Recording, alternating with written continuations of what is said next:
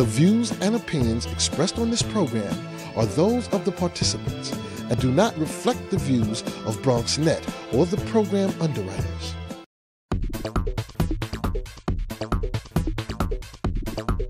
BronxNet. Your voice, your views, your vision.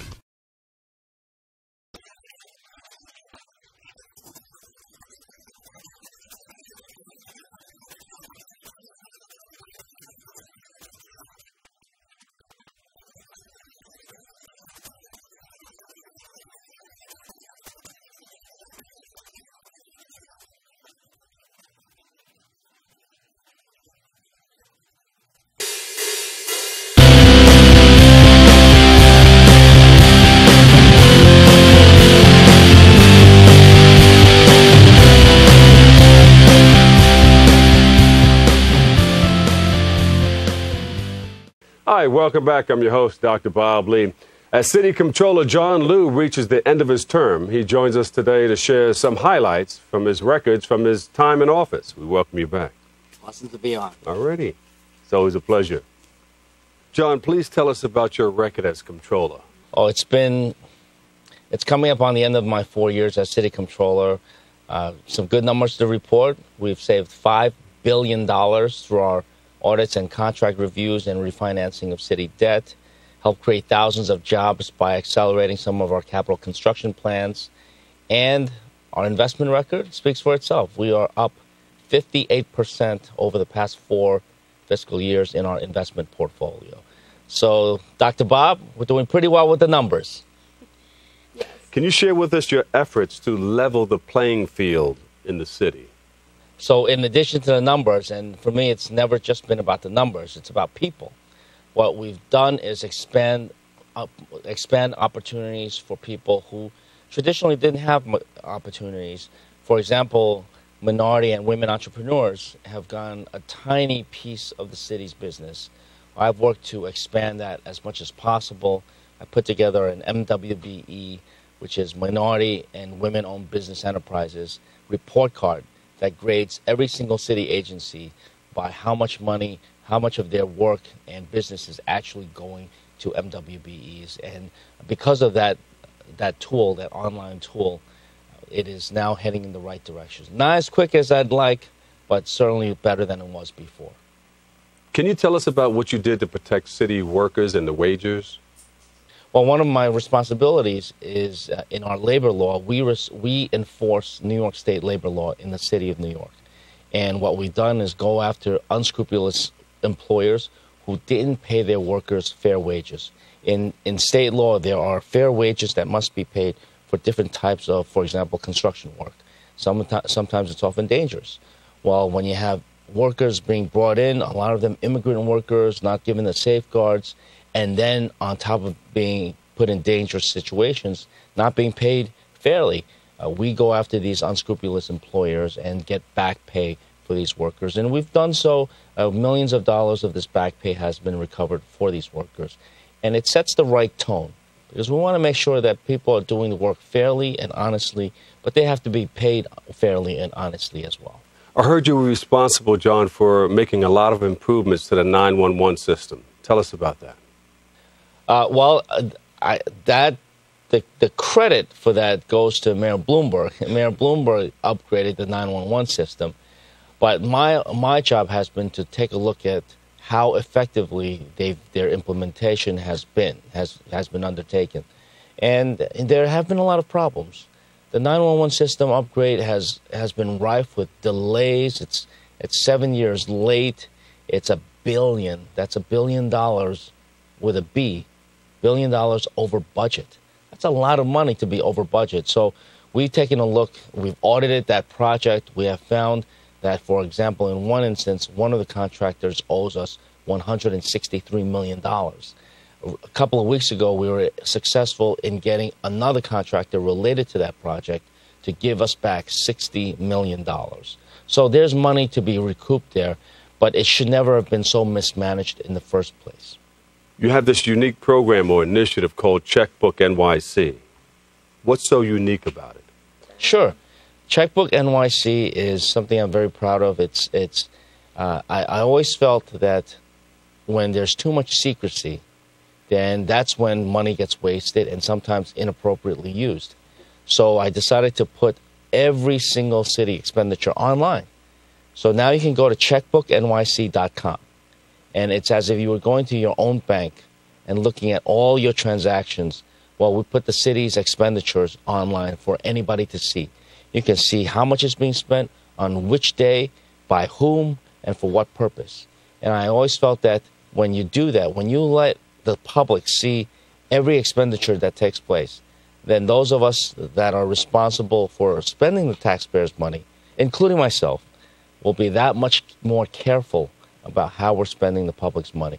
And if Checkbook NYC was up and running, then maybe some of the waste related to the 911 system upgrades may not have occurred. Maybe some of the waste related to the infamous CityTime project would not have occurred. CityTime being, I think, the absolute worst case in terms of wasted money in the city of New York. A project that was supposed to cost $63 million. But by the time I took office as comptroller 4 years ago, the city had already paid more than $700 million. It is a project that I put a stop to any more money going into. I started an audit, and a couple of years later, it led to the recovery of a $500 million, $500 million refund to the city of New York. John, during your time in office, how did you reform the pension funds? Well, the pension investment funds needed a great deal of reform. We've been making investment decisions the same way that we have for the last 70 years. Even though 70 years ago, our pension funds were exclusively municipal bonds. Nowadays, it's a much more dynamic, modern portfolio of stocks and bonds, international holdings. We've got real estate, we've got private equity, and now hedge funds. So we have, number one, broadened the allocation of our funds so that it's not just all bonds or stocks, but many more of the modern day investments. And number two, we've also worked to bring some of that work in-house so we can reduce some of the consulting fees that are being paid. Tell us about some of your tax audits. Did it help the taxpayers? Well, we've saved a lot of money. As I said from the beginning, part of my responsibilities has been to reduce and eliminate wasteful spending. And that's been a big priority of mine. So when I first came in as city controller, I changed things around in my office so that audits and also contract reviews would be much more higher priority. The audits are something that we do with every single city agency. We look for wasteful spending as well as ineffective operations. And we've saved a lot of money in that. In one case alone, we found that a city agency was improperly holding on to $125 million of taxpayers' money. Other agencies, we have found a lot of waste, and we've been able to recover money from some of the contractors involved. John, what is the people's budget? Did your administration give the taxpayers a voice? Thank you for asking about that. The people's budget is something that you see, I've always had a problem with the way the city does its budget. We go from year to year, but there are usually just minor tweaks here and there, and then there's this thing called the budget dance, which only focuses on about $300 million of our $70 billion annual budget. It places the attention in the wrong place. So what I asked my staff to do is to go over the city budget line by line from top to bottom. Look at the whole thing and see what we can do to improve the process as well as improve the budgetary priorities. We then went through, so the staff went through the whole budget and came up with some certain recommendations about changes, increases here, decreases there, and then we put it online for the people to take a look at. And we got an unprecedented 10,000 people responding online to our people's budget, and they came up with some great ideas of their own. Of course, CUNY was at the top of the budget priorities for the people. Adult literacy was another area, and libraries. People want the libraries open. You know, we're big on education with the Make the Great Foundation, and you've been there many times, and you gave us citations and everything. What have you allocated toward education? Any resources? Well, education continues to be a huge priority for the city. Dr. Bob, you know how much you care about education and making sure our young people are educated. Look, the city right now spends 1/3 of the city's budget on education, on our public schools. So it's been a big priority of mine in terms of auditing this agency, making sure the money's going where it's spent or where it's supposed to be spent. And, for example, cutting down on the use of these outside consultants that, for whatever reason, the Department of Education has spent a lot of money on. And yet, in too many cases, that money has not been effectively used. Meanwhile, it's taking money away from the classrooms where I believe the money actually can and should be used. So I don't run the Department of Education. That's under the mayor's jurisdiction. But what I've done is looked very carefully at how the Department of Education is spending the public dime and making recommendations as to what more can be done better.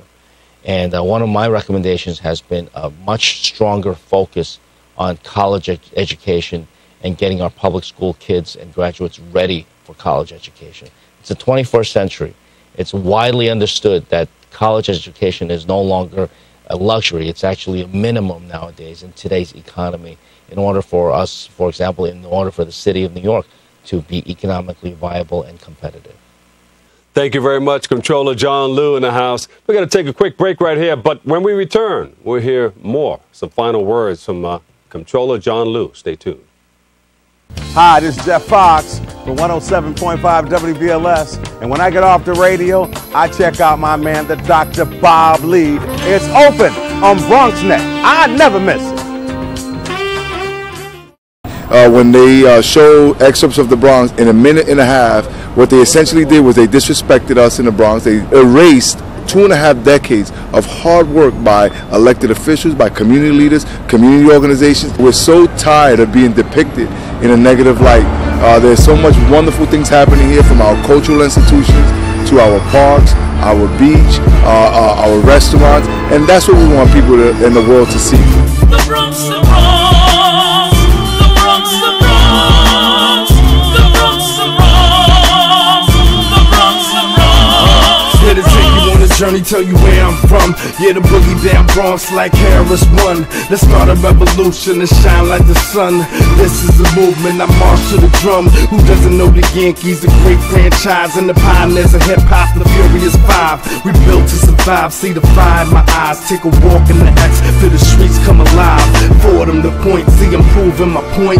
Grand Concourse, Sound View, let's rejoice. Feel the vibe in my voice, I do this for the people. The home of the best, headlines for the press. B to the O, to the O, to the X, to the B, to the O, to the O, and X, to the B, to the O, to the O, and X, to the B, to the O, to the O. The world revolves upon the Bronx.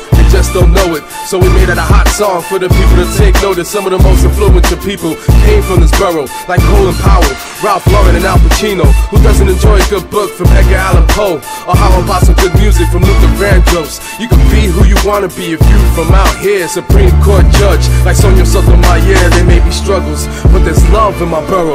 And if you're from here, anywhere else you're throwing. We some hard-working people in a city that never sleeps. And we started the music where the world moves their feet. To the O, to the O, to the X. Whenever somebody speaks negatively of the borough, defend your borough. Defend where we come from. Defend how beautiful it is. Defend all of the assets that we have here. I've always been annoyed by the people who say, oh, the Bronx. It just annoys me. It still annoys me. And I say there are 3 places in the world with "the" in front of them. The Vatican, The Hague, and the Bronx. The Bronx and I have been through some bad times and some good times, and boy, the good times are definitely here. Be proud of where you came from, because I always was. Everybody, I think a lot of people are like, oh well, I'm from, you know, and they always make something up. I was always proud of where I was from, and always came back home. It's always wonderful to come back to the Bronx. You know, before I was Maria from Sesame Street, I like to tell people I was Sonia from the Bronx, and I just love to come back and see it growing and changing the way it has been. Because you got a lot of guys coming up now, you know, thinking that they rapping or thinking that they really doing something. And if you lived in the Bronx, if you're supposed to be talking about the streets that you grew up in, if you didn't write nothing about that Bronx Zoo, and if you didn't write nothing about that beloved Yankee Stadium, then you definitely wasn't rapping about or representing the Bronx where I come from. So long live the Bronx. I do have a star on the Hollywood Walk of Fame, but the Bronx Walk of Fame means a heck of a lot more than that for me.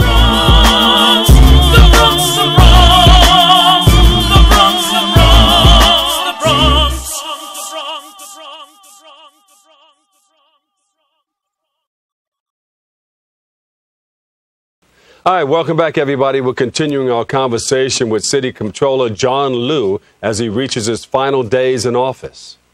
You share more about the Central Park 5 case, and this is one of your major projects, right? Yes, well, it's certainly a well-known case, and I think it's just terrible.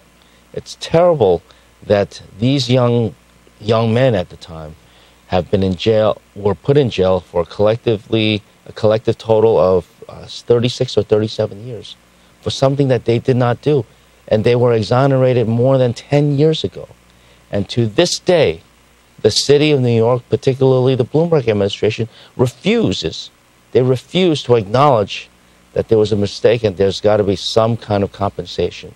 I certainly hope with the next mayor, and I think he's made indications that he will, that a settlement will be arrived as quickly as possible. It is necessary, not just for the young men who spent the best years of their lives in jail for something they did not do, not just for their families, but for the whole city, so that we can finally put this terrible episode behind us and move forward. John, I know you came up with this idea of one city. Do you think with the new administration coming in, they will continue with your vision of one city? Do you think that will take place? I absolutely think we do need to have one city. That was the message of my campaign. Thank you for having listened. And I am very optimistic about what our young people are capable of. You look around this studio right here, everybody here is a young person, or maybe a couple of people are very young at heart, like myself. But it's young people who we entrust our future to. And that's why we have to take every opportunity. And that's why I'm here, because I want to speak to the young people and talk about the opportunities and also the work that we still rely upon you to do. We spoke about you running for mayor many times. You know, I see you at different places. You're out there with your sleeves rolled up. You know, you're talking to people. You're always in the community. You're at the nonprofit organizations, the community-based organizations love you. Do you regret your decision to run for mayor? People say a lot of different things. I am very fortunate and blessed to have been able to take part in this year's elections. I always said 4 years as city comptroller would be enough, and in fact, we've accomplished everything that I set out to do and more. Things that I talked about 4 years ago when I was running for comptroller. We've saved so much money. We've elevated certain functions such as contract review and audits. We've done wonders with our pension investment record. So I'm proud of my record as comptroller. But I was also proud to be a candidate for mayor. In fact, I often say that I am far beyond anything I imagined would happen in my lifetime.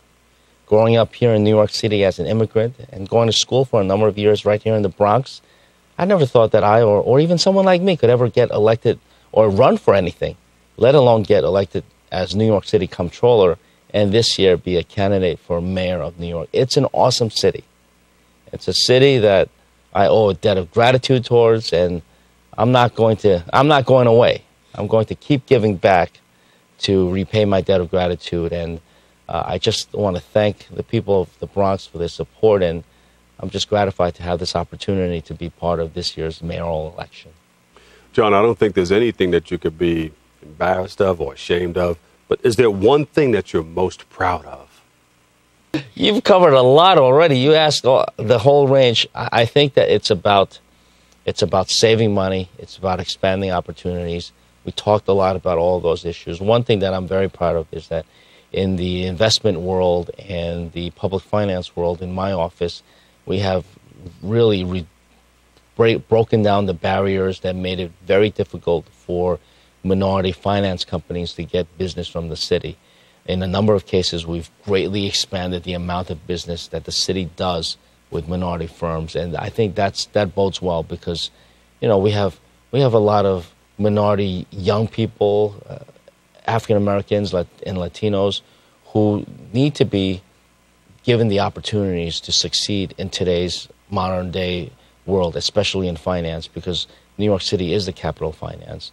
And without giving minority firms a fair share of the pie, it's hard to send a strong or the right message even to our young people that there are opportunities for them right here in this great city of ours. What's next for John Liu? Well, I'm going to decide very soon. I've still got another week in office, and I'm going to take it through to the very end. But what happens in January, I have a number of choices. No matter what I do, though, in terms of my job, I will be very much involved in what's happening here in the Bronx and the city of New York. Hey, John, thanks for being Absolutely. here. It's always a pleasure to see you, and lots of success in your endeavors. Sure. All right, we'll be following you. Thank you, John. All right, we look forward to seeing what's next for you, John. But don't go anywhere. We'll be right back with more Open. Stay right there.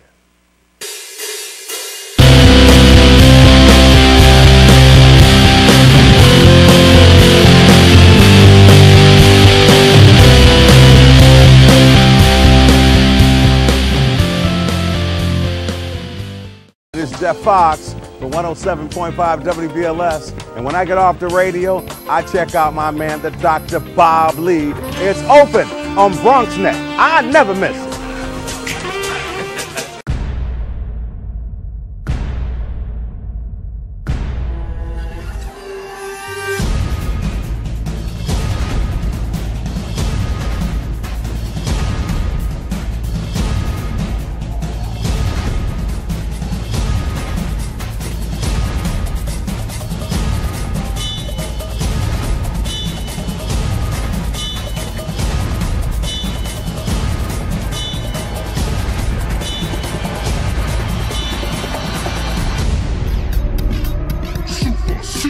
Problems of the past to overcome together the challenges of the future.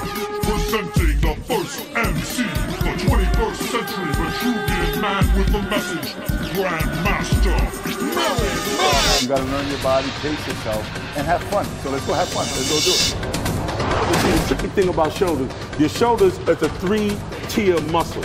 You have your front delts, you have your rear delts, and you have your mid delts. So when you're working out your shoulders properly, you have to do 3 different exercises.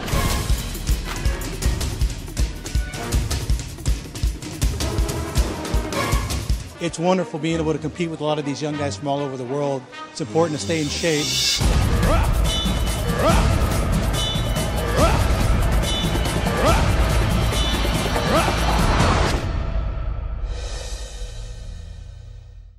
And welcome back to Open, everybody. I'm your host, Dr. Bob Lee. You know, Windows of Hip Hop works to promote, preserve the positive aspects of hip hop. And joining us now to share more about the organization and their projects are hip hop pioneers. Yep, Melly Mel's in the house. Give him a big round of applause. Grandmaster Kaz is in the house. Kaz Brown. And Paul LaSalle. Give him a big round of applause, everybody. Keep it going, keep it going, keep it going. Here we go, here we go. And they got the Hip Hop Consulting Committee all together. How did you guys start this thing? I mean, you know, there's been a lot of talk about putting something together like a museum and all that. They tried to put something together in Harlem. Well, me personally, I've been approached for years, over the last 10 years, numerous times, different people trying to start a museum or do a museum. I'm always intent to find out what your agenda is. How does the community benefit from this project? Is this something that you just want the pioneers of hip hop to just donate all their stuff to, and then we got to come visit it? Or or will it be something for the community? Will jobs be involved? Will it be something that's going to protect and preserve the culture? That's what I'm personally more interested in. So, you know, the people who are putting it together involved, do they come from hip hop? Well, a lot of them don't. Are they hip hop? A lot of them don't, and a lot of the people that I've encountered, you know, don't, or their agenda doesn't, you know, coincide with hip hop's agenda. So I really can't support those efforts. I mean, Mel, I'm sure, has been approached by many other people as well. I mean, he brought me into this situation, so he could tell you a little more. Yeah, and I think this was something that actually was brought about by Melissa LeBron, the great. Give Melissa a hand. And really, it was grassroots people, from the Bronx, and being that we're from the Bronx, and she got in touch with us, and we thought it was a beautiful idea. And we, pooled our resources in together, and now man-hours, put in a lot of elbow grease, and we've been getting, a lot of headway as far as, getting the name out there, windows of hip-hop, and preserving the positive side, because so much of hip-hop nowadays is so overtly negative. I think something like this is actually needed, because hip-hop, it did so much for us, and it did so much for people that, they forget what the original concept of hip-hop and the original meaning of why hip-hop came here. They just think it's about money. Not necessarily about money. I mean, if you got a good product, you're going to make money. But it definitely is about, the peace, love, unity, having fun, moving forward, just creativity, expressing yourself. All those things is, kind of forgotten about. So Windows of Hip-Hop is going to go a long way to bringing those things back into the forefront. So it will make the connection between hip-hop of yesterday and hip-hop of today, right? What do you think that difference is, and what's missing? I think we're just trying to give a broader overview of hip hop. I mean, I personally, I do hip hop tours here in the city for over 12 years, and I got people from all over the world coming here, getting on the bus with me, and expecting to learn about hip hop. And a lot of their vision or what they think hip hop is has been, negatively diluted by what's happening right now. And I feel that if you know the core of this, what we intended it to be in the first place, why we did this and why it came about, I think you'd have a better respect for it, for the culture as a whole. Not just the music, but the dance, the art, and the spoken word. All over the world. All over the world, I tell you, when I was in college, we did this project, and this Chinese lady got up there, and she played a beat. She said, "This is part of my project," and it was about culture all over the world. And this beat was playing, everybody was whopping their necks in the classroom. And then all of a sudden, the guy came in and started rapping.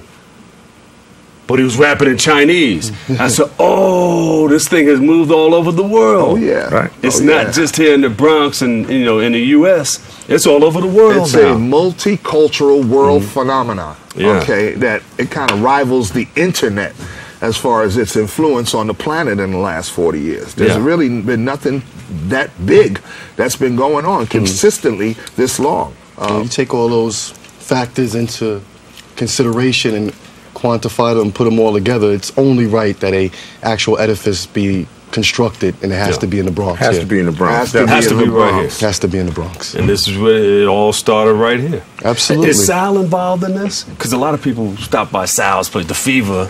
Well, at some point we're going to pull everybody in together. So actually, we're just starting to get it off the ground. But Sal is definitely going to be an integral part. Being that he was the brainchild of The Fever, and that was actually, for a lot of years, that was the home of hip hop. That was our place. So now we're just going to get a bigger place. We might could have a Disco Fever in the windows. Okay. Big. That would be it's a great movement. I'll contribute one of the posters. Okay, and Windows of Hip Hop. Windows of Hip Hop is not just talking about a building. Okay, we're talking about a campus. Okay, a campus, a higher learning through hip hop. Okay, why not? Exactly. Why not? Exactly. I mean, we got a big, beautiful, big skating rink coming to the Bronx, what I mean? The Armory is going to turn into 55 skating rinks. So, I mean, the Bronx deserves to have these kind of entities in it, you know what I mean? We've tried to increase tourism to the Bronx in the last 12 years, bring people up to where the birthplace of hip-hop. This is hip-hop, and it started right here. We need to have an institution here in the Bronx. And I'm sure it'll be so big because people will come from all over the world with those tours, and that tour bus will stop right there. Exactly. And that's just one thing, but people come to New York for all kind of different things. Why not have a place for them to come to study hip hop? People come to stop at Sylvia's uptown. Oh yeah, come to eat.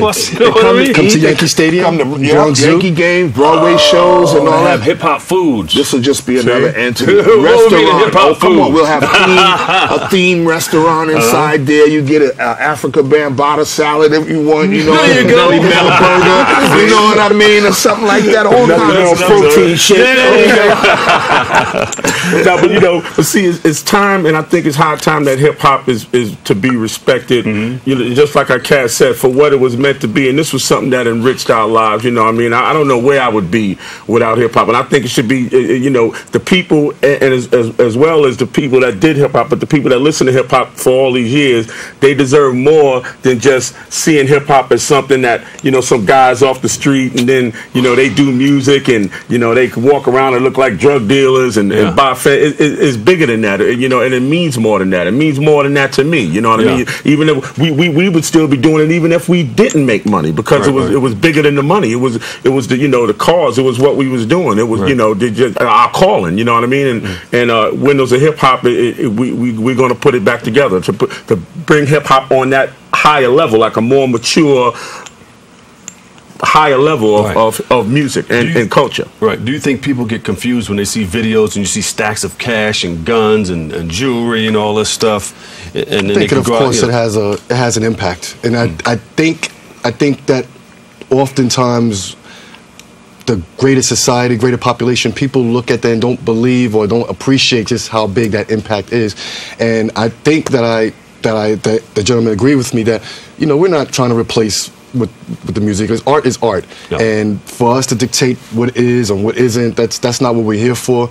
We just want to open up the eyes to the young, to the not so young, to that there is a different voice out there that needs to be heard. I think something that really is profound to me that Cass shared with me was that, you know, the music business is a commercial business. It's business. They have an objective, a needs, aims that are different perhaps from our own, whereas we're more concerned with the dissemination of art and the spreading of that love, peace, unity. So let people know where it came from. Right. Like Absolutely. civil rights movement, you know, a lot of people paved the way for other people to do other things a lot more comfortably and easily. Right, because the main thing is what I don't want to see is what's going on right now in hip hop defined everything that happened in hip hop, and as well as the people, people, the black people from civil rights era up to now. You can't have what's going on right now be the definition or the culmination of everything that happened in the past when hip hop in its origins was something that uplifted us. It was like, it took us from, one low point to where it was not a whole lot going on in the Bronx to where, bam, it was going on in the Bronx, and then bam, it was going on all over the world. Yeah. And not to, to stagnate itself, or we just going to get this paper, we're going to shoot up some guns, and that's the small part of it. And like I said, there's nothing wrong with that, but that's not the do all and say all about what the whole mission is about. So you got all this stuff together there. You have a hip hop committee, consulting committee. Absolutely, Tell us about that. definitely. Well, the Hip Hop Consulting Committee, which I'm a member, is a group of Bronxites who have backgrounds either in activism, business relations, the community, and we work together as a team to promote and push the best, what we believe would be the best projects. And the Windows of Hip Hop City, we believe, is probably going to be the premier project that we can bring to the forefront. These gentlemen have worked extensively, and a lot of people don't realize that the Rush tours, Mel's work overseas, it constantly propagates hip-hop. It constantly spreads it out to message to other individuals who may not have known or learned about hip-hop from its beginnings or where it started. Yeah, and a lot of people, they can Google these gentlemen and just stay on there. If you start at 12 o'clock midnight, you may find yourself 5, 6 o'clock in the morning still in it. Absolutely. I tell people, you don't know me, Google me and get you a cup of coffee, because you're going to be there for a while. So the fact that they've willing to lend their time to this project, their interest to this project, and give their credentials to this project, we think is big. So you guys are going to be professors, or you professors already, because you got this hip-hop campus getting ready to kick off. Well, I was about to segue into that. I mean, really, what Mel touched on as far as, hip-hop has grown-ups in it now, okay? As fathers and grandparents now, okay? You know what I mean? Like it or not, we're grandparents and stuff now. And it's time to move to the next level of hip-hop where we not so much intent on doing it physically, but teaching, you know what I mean, the next generation, and teaching, because teaching is the next level. You know what I mean? In anybody's life. I mean, as a parent, you become a teacher, a grandparent, you into another level. So it's about us delivering the culture, bringing it, giving it back to people so they can take it, disseminate it, and do what they, you know, put themselves into it. So there will be professors, because hip hop is being taught in institutions, in colleges all over the country. I mean, Cornell University has a large, I think the largest hip hop collection in the United States right now. So hip hop is definitely being academically, you know what I mean, disseminated around the country. So who better to be the professors of hip hop than the actual professors of hip hop? You should put that title on, bam, put a stamp, boom, the professors. well, I know professors of hip hop. Van Bada has been, he's an adjunct professor at Cornell. I mean, they, you know, and it's just a matter of time before, you know, myself, Melly Mel, people like that, you know what I mean, Sha Rock, and just, you know, the forefathers and mothers of this culture. I mean, that keep, you know, putting it out there. You know, the idea is to preserve and promote. There you go. Real fast, what are your roles in this organization right now? Well, basically spokesman, you know, figureheads. You know, we're part of the board, and you know, we just like every project, you have to have the face of the project, the voice of the project, and that's where we actually come in, the actual promoting. You know what I mean? So it's going to be very extensive and many roles, multifaceted, and it's just a great project. It's something that I'm really proud and honored to be a part of. I'm a board member as well, and like Mel said, we're like the spokespeople. We're the face of Windows of Hip Hop. Anytime you try to, you know, get people's attention, you got to go get the people who to somewhat have that kind of notoriety that they can sit. And you need somebody that can articulate what's going on to people. Okay, there's a lot of people that have been a part of this culture, but see, a lot of people think that people involved in hip hop can't speak well or represent well. Exactly, and just get on the microphone and, you know, part of the growing process 16 in hip or hop. whatever. You can't. If you can spit a good 16, you should be able to at least speak. You know what I mean? As much credit as we get for being the masters of rhyme and stuff, you know, it comes from some sort of intelligence. That's right. So That's you know right. what I mean? You can't just get on the mic and start talking. Exactly. Like you cannot become a professor anywhere, you know, without being able to articulate or so. So Windows of Hip Hop, you're there, you have the consulting committee, you're spreading positivity through hip hop and preserving hip hop. Absolutely. Is that the overall goal? Absolutely. Yes, definitely. Preserving the culture for generations to come. Absolutely. Preservation, and like they say, that keeps on re-emphasizing dissemination. We want to share this. We want to share the hip-hop that I remember. I mean, their experiences, of course, predate my own. I'm the Chief Development Officer for Windows of Hip Hop, and my focus is on growing our work. And I remember when I first heard the music, it changed my life, you know. You know, this whole thing is young and old, because, you know, we get a lot of the social media. You get people that text and say, you know, I'm 65 and I love hip-hop and all that. We have a lot of hip-hop. The weekend is filled with hip-hop shows on BLS and all that. And we get a chance to see everything that comes through on social media. So hip-hop goes from young all the way up to, I mean, it just spans across the generations right now. Hip-hop's all grown up now, and what these gentlemen bring to the table, they're extremely modest. What they bring to the table is years of wisdom. I mean, years of knowledge and understanding about what this game is and this practice. Give them a big round of applause, everybody. Windows of Hip Hop, Grandmaster Melly Mel, hip hop pioneer. Paul LaSalle, give him a big round of applause. Grandmaster Kaz Brown, yes indeed. And y'all look out for my hip hop show, Grandmaster Fitness, that's coming up on BronxNet. We're going to resolve our resolutions and stay in shape and stay Bronx strong, baby. Bronx I was just going to ask you about that. When is that show coming on? It's going to come on. You know, we talking about. He's going to put. That's the next show that's coming up. And me and Ruben Diaz Jr. is working out, so he whipped me into shape. And I saw that somewhere. I saw a picture of you guys working out. Like us on we're trying to put a who whipped you into shape? I'll give it to him. I'll give it to him. And look out for Melly Mel's hip hop food, or we're gonna call it something. The hip hop protein shake. There you go. Yeah, it is. Like us on Facebook. Follow us on Twitter. Check us out on WOHH.org. And on that note, I got a new baking soda coming out. That's funny A new pop rhyme.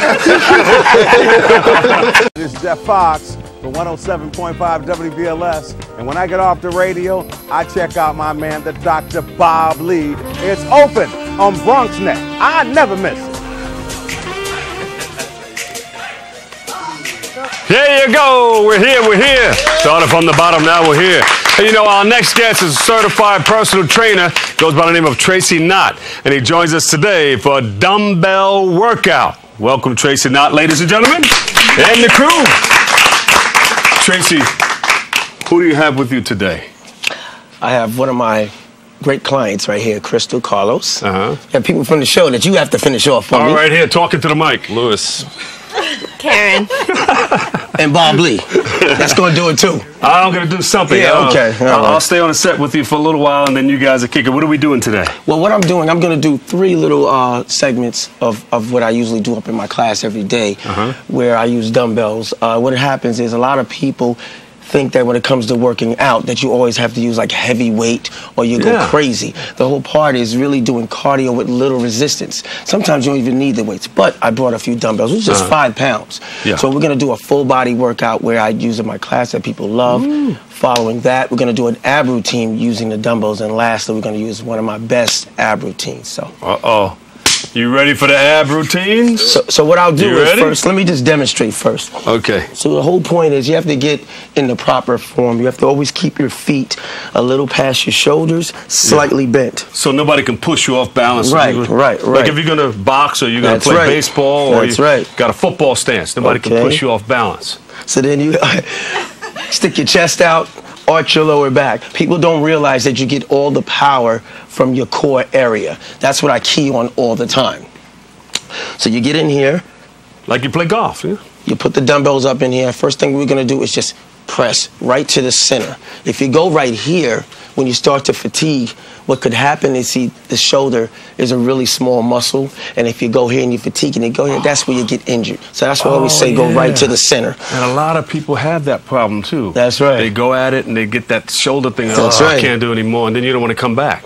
So you get back in here like I was saying, so boom, boom, boom. Then we're just going to drop, press, drop, press, drop, push, drop, drive, drop, drive. Then here, boom, up, here. You can get it, don't worry, we're gonna rock it. Then you leave it here, and then we'll alternate with the triceps, okay? Let it get the back, neck muscles and all that stuff. That's right, so you can pick them up.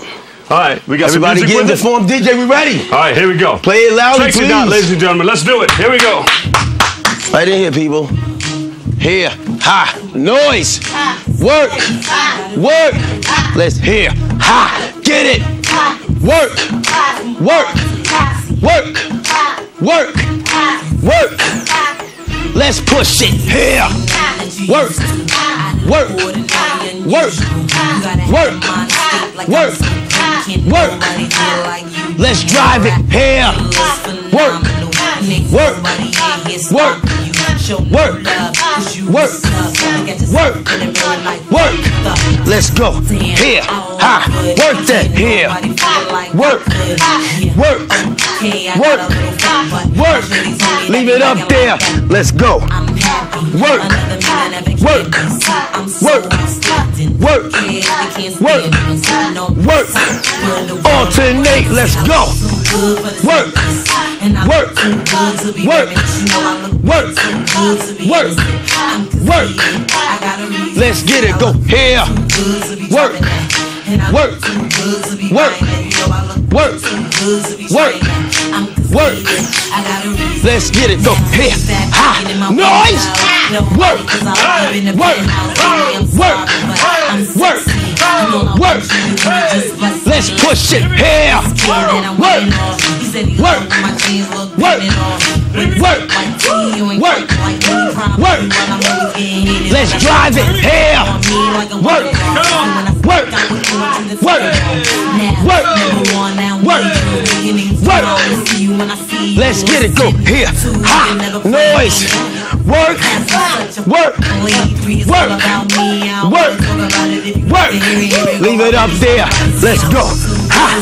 Work, work, work, work, work, work.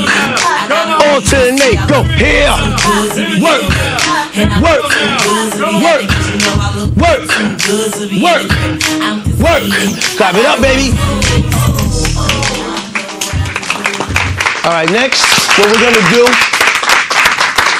We're gonna do one of my ab routines, which we use the dumbbells. Let's get it.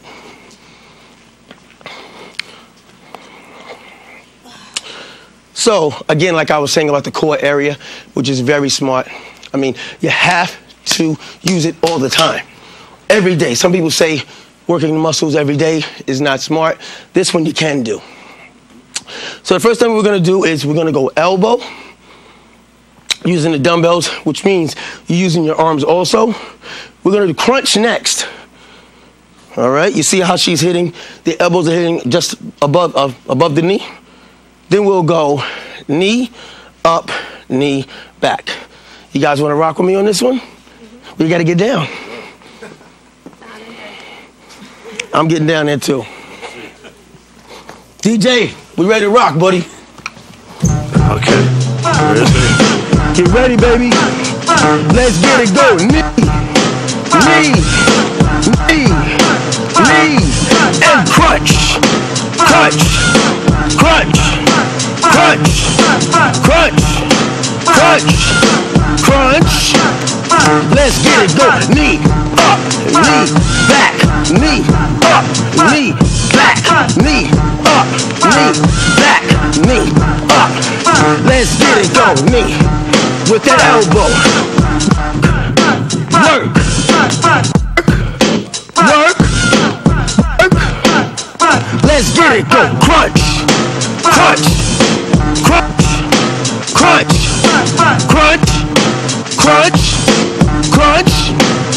Let's get it going. Knee up, knee back, knee up, knee back, knee up, knee back, knee up. That's it, baby.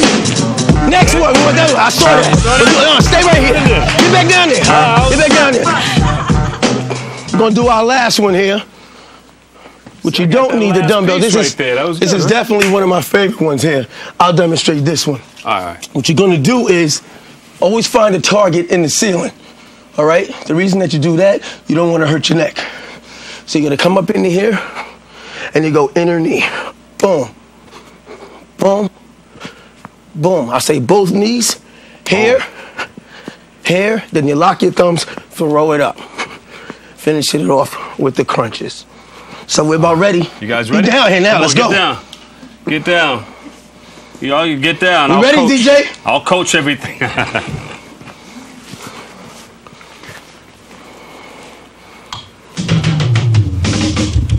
Down, up, hit it, ha, work, ha, work, ha, noise, get that, work, both knees, get it, go, here, ha, work, work, work, work, work, work, throw it up, baby, throw it up, ha, work, work, work, work, work, work, let's crunch it, go crunch, ha, work, work, work, work, work, work, in the knee, get it, go, hit, ha, work, work, work, work, work, work, both knees, get it, go, hit, work it, work, work, work, work, work,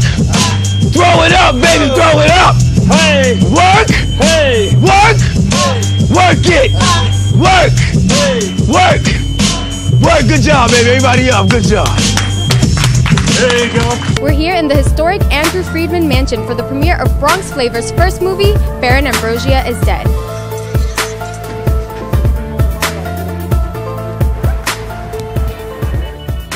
Hornell Films, BronxNet, Charlie Boslow, and all the restaurants featured in the film worked together to make this movie possible. He's full on. You know, as an artist, I really admired his just spontaneity of let's just do it. Let's don't study it to death. Let's just do this. With the help of BronxNet, has just really represented his city well. This film is the next level. It's the next stage. From the Bronx to the world, Baron Ambrosia is dead. The world premiere here. We had people come from all over this great city, all across the nation and across the world to enjoy and be part of history to see Baron Ambrosia is dead. It starts here in the birthplace of hip-hop, the Bronx, but it's from the Bronx to the world. Ambrosia invited artists and performers from all over the city to share their talents with the people of the Bronx for this special event. So we good friends, you know, like working with each other, and he always involved me, you know. I like the guy, he got charisma, so we like hanging out. My character is the Queen of Westchester. She hates the Baron with every piece of her soul, and I just came to represent. Hopefully he's really dead. The night market featured food, art, and entertainment, including a suspenseful performance that had everyone's heart racing. Step on his tummy. Right on here. Oh yeah. Oh yeah. Is that all you got? Oh. After the premiere, Baron was carried out to the stage in a coffin where he delivered a speech about death, followed by a hip-hop concert featuring the Grand Master Melly Mel. This is to celebrate the ancestors, the ancestral spirits, the people who came before us that are in each and every one of you. So if there's ever been a time in your life when you had to stand up for yourself and all of a sudden you got that strength to clench your fist and fight back, those are those ancestors. At the end of the night, Baron took the time to talk to us about his experience in Haiti while filming the movie. Talk about, you know, making perfect moments in life, you know, it's things that you can reflect on years and be like, wow, that was one of the most intense moments of my existence. For me to be there and really see it, and to really see it go down, man, you know, that's something I will reflect on and share with people, you know, by a campfire and a glass of brandy until my dying day. For BronxNet, this is Issa Marie Cervera. Have a wonderful night. Get home safe. Tomorrow morning, wake up and get preposterous. Thank you. Good night.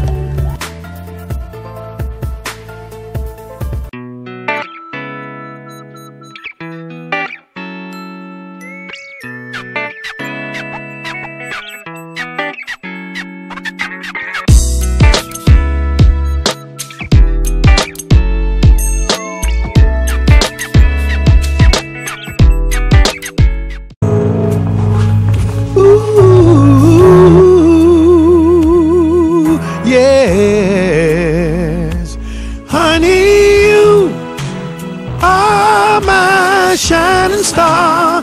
Don't you go away. No, baby, wanna be right here where you are till my dying day. Yeah, baby. So many have tried to find a love like yours and mine. Yeah, baby. Girl, don't you realize how you hypnotize?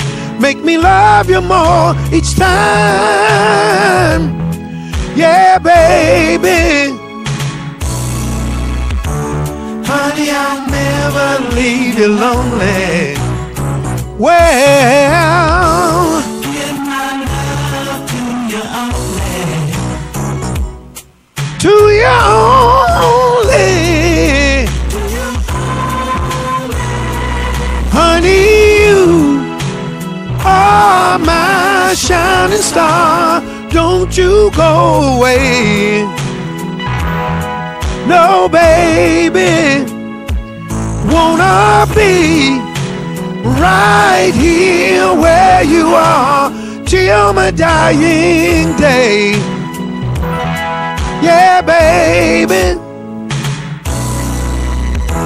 feels so good when we're lying here next to each other, lost in love. Yeah, baby. Baby, when we touch, I love you so much. You're all I ever dreamed of. Yeah, baby. Honey, I'll never leave you lonely. Well, give my love to you only. To you only. Honey, you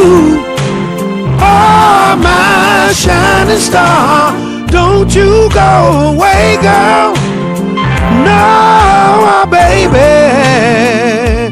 wanna be right here where you are till my dying day.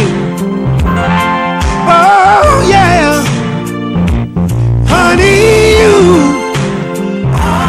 you are my shining star. Don't you go away. Oh no, wanna be right here where you are till my dying day. Oh yeah, honey, you are my shining star. Don't you go away. Oh no, wanna be. I needed it. I needed a little background thing going on with you. Gerald Austin, everybody. Thank you. Give him a big round of applause. Yeah. So let's recap. You got this. You're not only a singer. You're out there in the community. You have this foundation going on. Right. And November 6th through 8th through the 8th, 2013, the college bus tour will be leaving from Grand Lodge at Prince Hall Grand Lodge in Newark, New Jersey, 188 Irvin Turner Boulevard. And it's called the J.C. Hines College Bus Tour. There are a lot of people looking to get in this business of entertainment and singing. Like my daughter has this new CD out. I got to throw this in there while you're here too. But what do you tell people? What inspiration or words of inspiration do you tell people who are looking to get in or who are doing it and want to go further?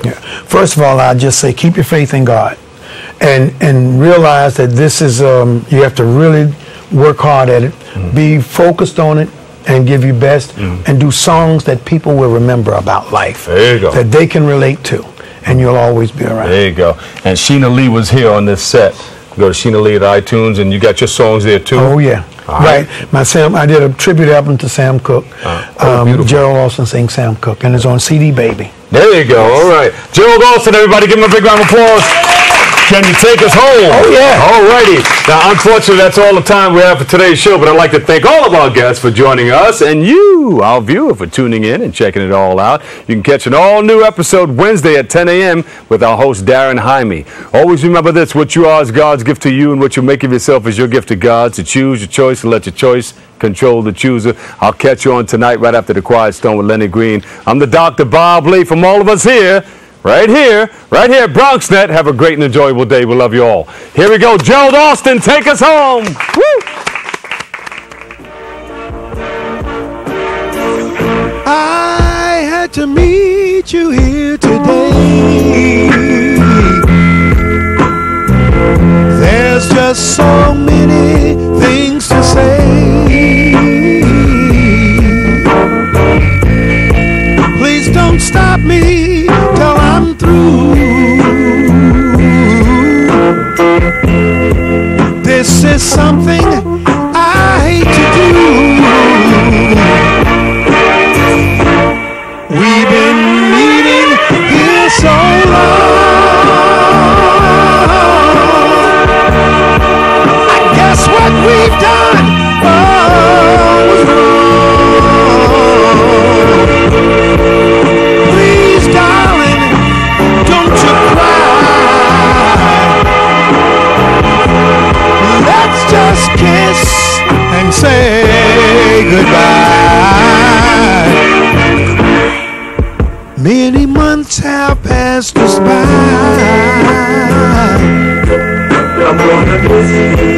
I'm gonna miss you. I can't